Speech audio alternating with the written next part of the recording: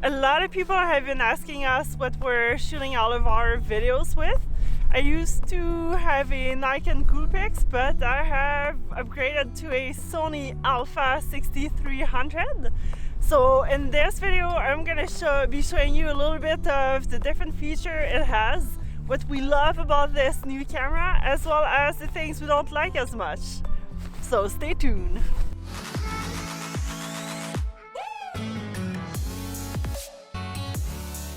Hey guys! Hey! So today we're doing a review of our camera that we've been using for about 4 months now, the Sony a6300. We'd like to just give you an idea of why we love this camera so much, why we chose the camera, and just a heads up, this is not a paid advertisement. Sony has not paid us any money to talk about this camera. We just like it a lot and wanted to share it with you guys. Been using it 4 months. We chose the mirrorless camera because we wanted something nice and compact that we could go traveling with and not have, like this big bulky huge I mean, of course you can get the lenses and stuff, bigger lenses, but we didn't want this big bulky camera both for traveling purposes and for, just being out and about. So the video that's gonna follow is gonna be a little bit long. There's a lot of different aspects of this camera to cover. So if you don't want to watch the whole thing and there's only specific sections that you want to watch, make sure you visit our description down below where we'll have some timestamps of all the different things we're covering. Down there. So there's going to be 7 points. The first one is going to be a bit of an overview of the Sony a6300. Then we're going to cover some specs about this awesome camera. The third thing is going to be a bit of its features, from video making to pictures to the crazy big menu that is part of Sony. After that, we're going to jump into the batteries. We'll also cover the audio and the apps and Wi-Fi of this camera, as well as all the different accessories that we've purchased or gotten with the kit that we bought. So stay tuned. Say cheese.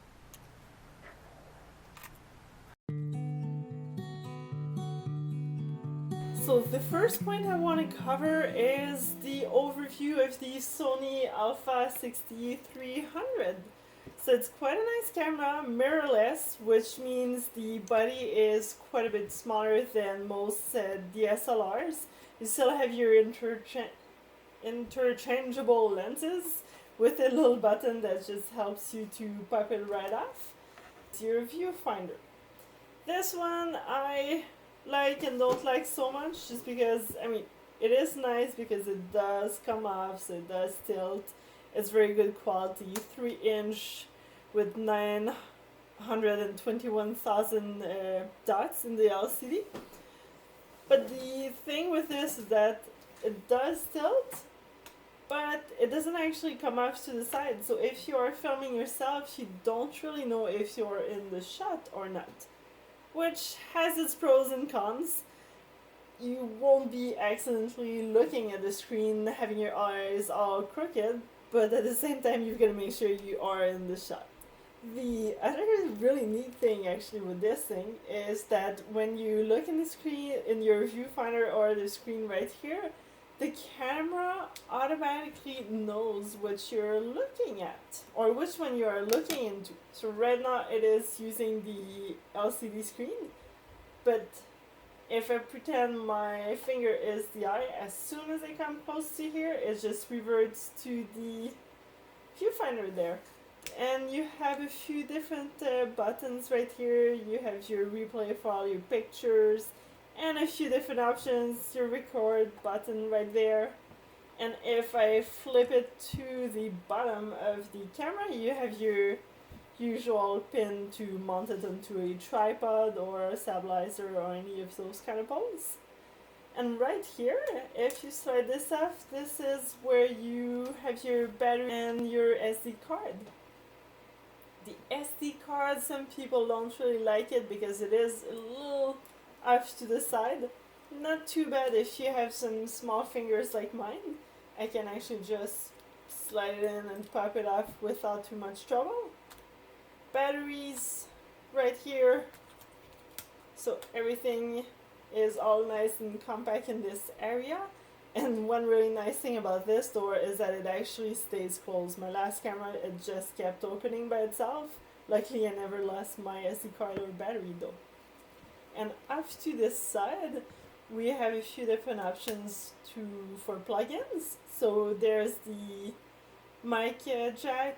You have an HDMI, mini HDMI outlet right there, as well as your regular, not USB, but little mini HDMI and mini USB. USB. That's it. So you can plug anything. I love having your mic jack because the sound kind of syncs itself with the video, which makes it really convenient.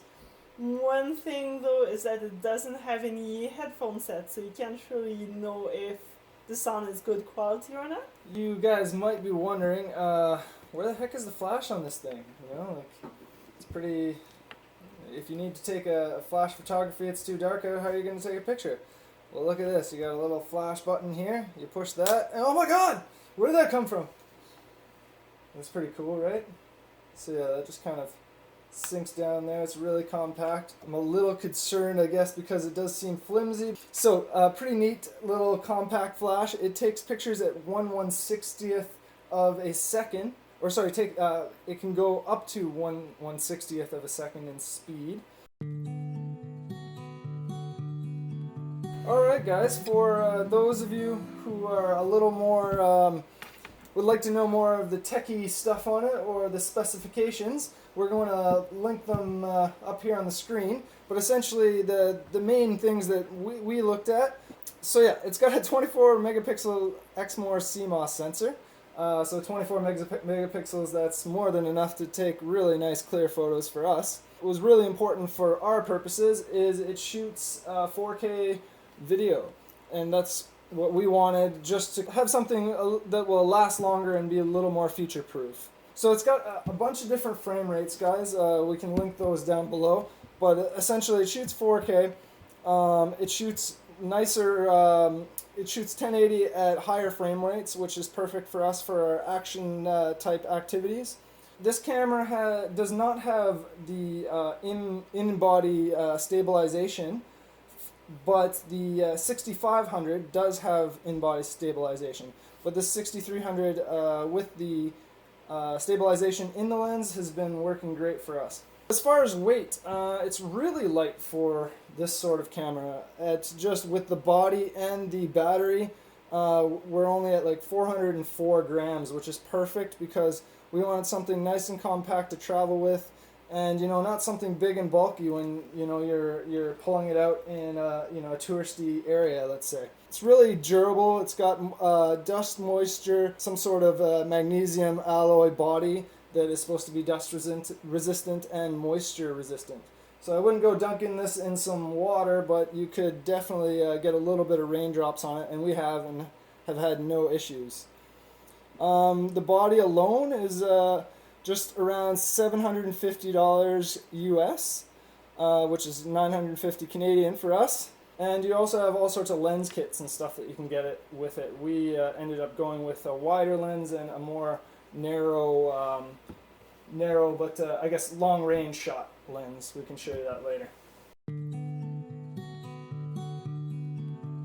So the third point we want to talk about is all the features, options, different buttons. So that one is quite a bit of an overwhelming task to tackle. So we're not going to go too much in details because I could be talking on and on about this for hours or days. And I won't lie, I haven't gone through everything quite yet because there's just too many options. I've been a user of Nikon's for years, so I was very familiar to their types of menus. So switching from Nikon to Sony and the a6300 has been challenging, to say the least. Because this camera just has so many options. You can do pretty much anything. Like as soon as we think about, oh, I wonder how I could do this, there's always a way to do it, seems like. So one of the main feature you tend to revert to is your menu right here. And as you can see, there are just so many different options. You get your camera, and it just goes on your Wi-Fi, how to view everything, and every single option has usually more than one page. So if you scroll down, then you can see how many more options there are. So Sony's a6300 can be very overwhelming at first, but don't let that deter you from going for this camera, because it is filled with great options and you can turn a boring movie or picture into something incredible just because of those features. If you'd like to see more of those features and you are curious about more detail, we can always do a video in the future, so hit us up in the comments down below if you'd like to see that. We're going to go over a couple more of the buttons. So first off, let's turn, oh, she's already on. Alright, so one thing, when the camera's been sitting on for a while, it'll go into this power saving mode, so the lens will retract and your screen will go off, so you can just tap the power button and it'll turn back on for you. So yeah, one thing that actually we were just using earlier is if you go and hit FN, you can adjust these. These are for us are fast adjustments. So as an example, oh geez, I'm not showing you very well. There we go. All right, fast adjustments. So as an example, we got white balance here. For outdoors, you've got all sorts of different white balance settings that are like quick on the fly. You've got auto white balance, day, cloudy, shade, indoor, incandescent, and then a few others. But what we just found that was kind of neat is if you go into your custom setup here, you also have to be in shooting mode. We're in movie mode there, so you want to go over to manual. There's all sorts of settings that you can play around with here as well. You can set these to different abilities, essentially save different functions to number one. Yeah, essentially you want to go in there, we'll go to our white balance. Jeez, focus, would you? Then you can go down to custom setup, and then it's going to ask you to take a picture. So I'm just going to take a picture of the ground here. Okay, so yeah, you'll take a picture and then you'll get some of these settings here, and essentially it'll set up the white balance for you, make it a little easier to get your white balance set up. So yeah, anyways, you can go in there and set different settings. We won't get into each and every one, but that's a nice function there. You can also set this button down here, C2, and that can, for us right now, we have that actually set to set up our white balance. You also have a C1 up here by your, there you go, on off switch. So you push that, and we got that one set to our focus. So continuous autofocus, automatic focus, single shot focus, and manual focus, and DMF. Depending on your what you're looking to use, often we just use continuous autofocus, because this camera has an amazing autofocus. Well, the autofocus isn't that great in low light, but the camera in general is very good at picking up low light. So it's just the autofocus kind of gets a little fidgety during low light scenarios. Some quick, overview of some of the buttons here. Again, regular functionality. If we're in one of our settings here, if we go to 1, you can set 1 to be, as you can see here, we got all these different settings. We have 1 set to 1/150th, ISO 160, and so you can set different profiles. As you see, we haven't set these other profiles yet. Like Corey mentioned, this camera, Sony a6300, is full of different customization options. There's your C2 right here. You even have your autofocus manual button right here that you can set up to doing different things if you don't want it to be used for your focus, as well as your C1 right here, and your 1 and your 2. So you can pretty much get this camera to your own personal preference of what different features you use most. So we do a lot of filming with it, so most of our customization are related to filming pretty much. So as you scroll, so if I scroll to 2 right here, you can see that I've got all my different options for filming. So right here, this is where you can select your different ISO, which makes it very handy. It's quick and easy, so it goes all the way to, gosh, whoops, I went up to 51,200, which is super high, so you can film in very low light. It will be quite grainy, but it is an option, and it goes as low as 100. You have also a few different options for single shooting, continuous shooting, low, high. You have your self-timer option with 5 seconds, 2 seconds, 10 seconds, and you can also do it as if it was gonna take a few different pictures. So after 5 seconds it would take, let's say, 3 pictures in this, 3 images in this case.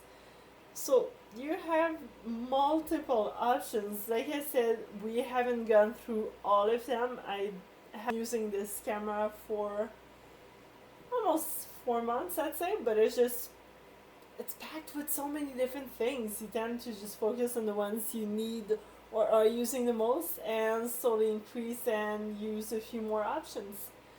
If we go to change your shutter speed, it's this little wheel right here.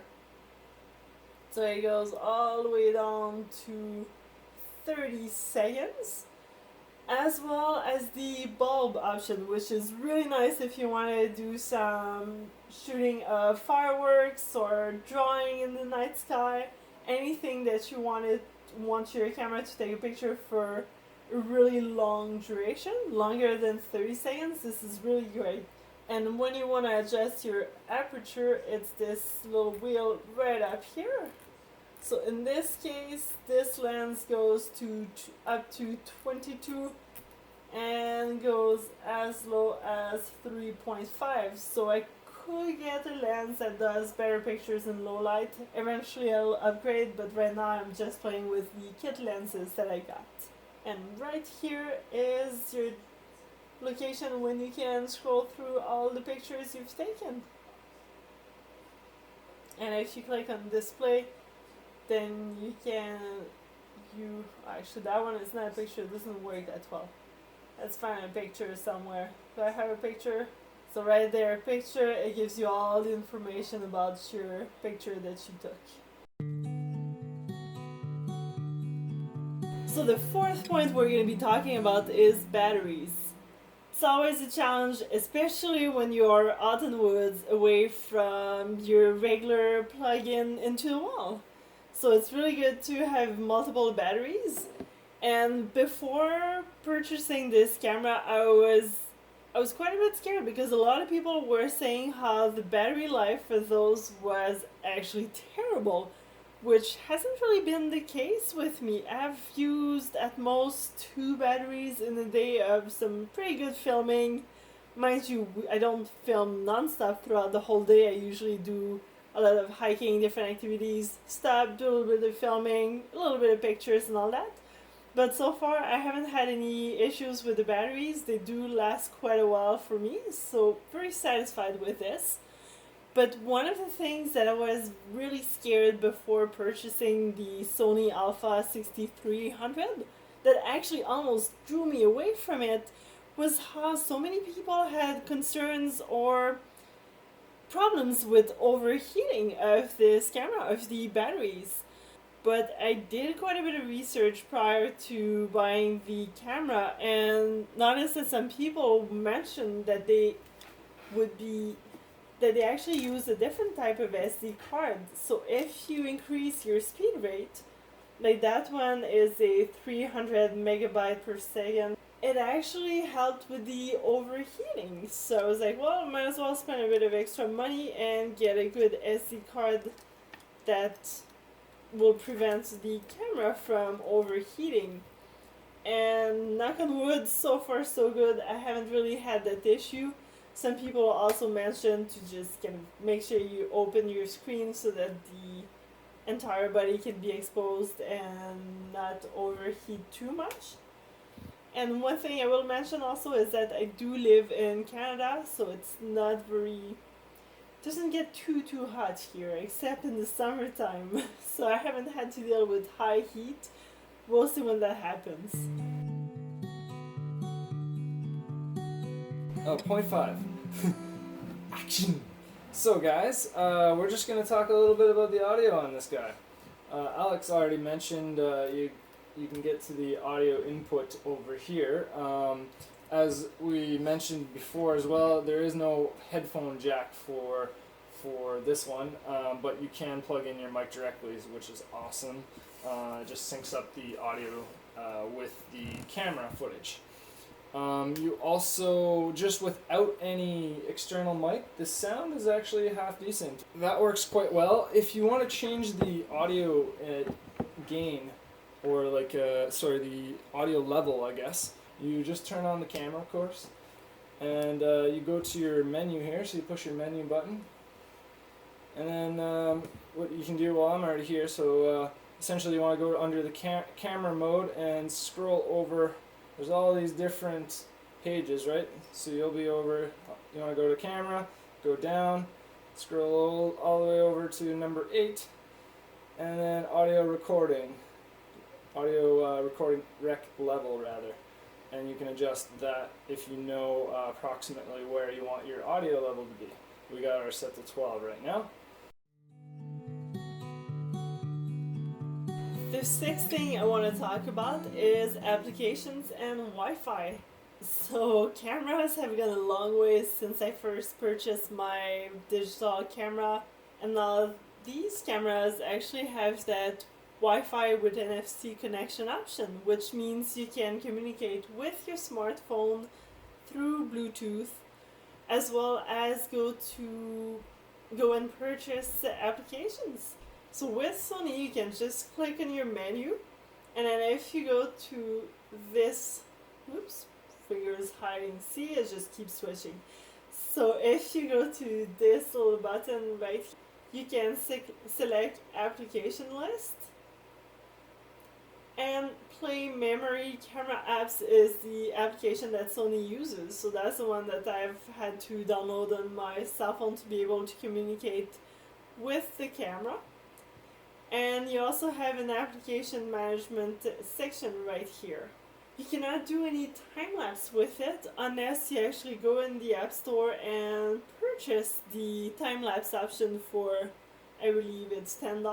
I haven't done it yet. Apparently it takes quite a while to get it all set up because you have to do it all through the camera. So it does take a little bit of time.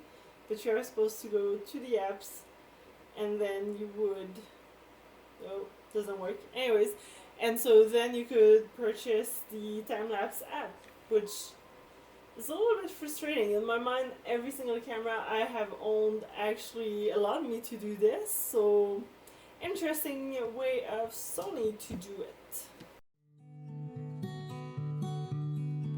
So the last point I want to talk about, point number 7, is accessories. So when I purchased my camera, I was debating where to get it from. I was looking at Best Buy, Newegg, B&H Photo, and Amazon.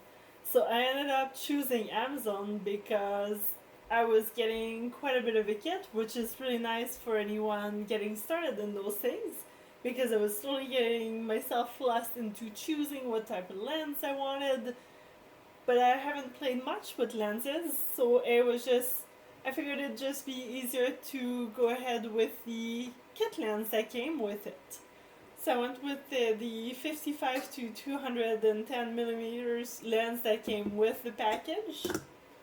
And I also have the lens, which is your wider one, which is 18 to 55. Yes, that came with it. So those two lenses are kind of covering most of what I'm working with right now. Really nice. I might upgrade in the future. And with the package, I also get the AC adapter, plug-in charger, your regular mount wall charger with USB, and there was also little lens filters that came in with both of the lenses, between your polarized to your clear one. So I have a few options to play with. I haven't really been using them much, to be honest, but I get one set per lens that I received. And I also have the wall charger like this for my batteries. It came with 2 batteries. And one great thing about where I actually ordered it from, my charger stopped working. So I just sent them an email, mentioned how mine wasn't working anymore, and they sent one back to me right away. It took only like 2 weeks and I had it in my hands. Really great customer service from these people from Amazon. And one of the other things that I received with this package was a nice little backpack with compartments that I can put everything in. I won't lie, I don't really like the backpack. It just doesn't work with the type of activities I'm doing, as well as it's not very well made. It's already falling apart and I've only been using it a handful of times.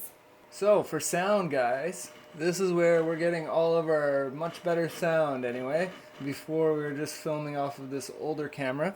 And when we got recording sound, sorry, I should say, off of this older camera. Then when we got this camera, the new camera, we decided to upgrade to this Rode mic. It's really nice. We like it a lot.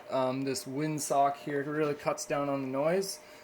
And you've got this little extendable mic jack that plugs directly into the camera when we're running the camera with the mic on it. And we've got this little, what's it called? Essentially it just gets rid of any vibrations or knocking that the mic would pick up if when it's bouncing around, with this little attachment here. And that attach is directly on the top of the mic. Essentially, actually, I should be careful moving it around because I am recording the audio on it, so hopefully you're not hearing all of the moving and poking of the mic that I'm doing here now. Before we picked up our nice fancy Rode mic that had a nice sock on it to avoid wind noise, we picked up some of these little Movo, what are they called again? They're nice little mics that you can clip on to your short shirt and just plug into any iPhone or Android device and get your a little better quality than, say, just the basic mic on the cameras typically. We also have this variable ND filter. This is really great in nice bright conditions because, as you can see, you can adjust how bright or dark it is just by turning it here. And this will allow us to get nice footage without having to adjust the settings when we don't want to. When we want certain settings to stay the same way, we can just simply adjust this when it's too bright out and get it nice and dark. This was a review of the Sony a6300 with Wildly Intrepid. Do get started on crazy adventures. Anyways, guys, so hopefully you enjoyed a bit what we did. We tried to cover as many things as possible about the camera, but there's way too much to cover and we're not super familiar with it. We're only just dipping our toes in the... Only 4 months. Yeah. So give us a chance. We'll probably do another review in the future with a little more details. And if you'd like to see that, hit us up in the comments. I'd really appreciate it. Anything down below would give us more inspiration or ideas potentially for other upcoming videos. And be sure to hit that like button down below if you did like it or if you found it helpful. Also subscribe, guys, because subscribing is the main thing here, right? If you don't subscribe, you won't stay up to date on all our cool adventures and our tips and tricks and more reviews like this. And also, if there's any of the accessories that you're interested in purchasing or even getting this awesome camera, just make sure to visit the description down below. We're going to make sure to put links to our Amazon affiliate links, which we get a small percentage of the money, not much, but it helps. Yeah, anything helps, guys. It's not going to cost you a thing, but it will help us grow this channel a little bit more for you and for us. See you guys next time. Thanks.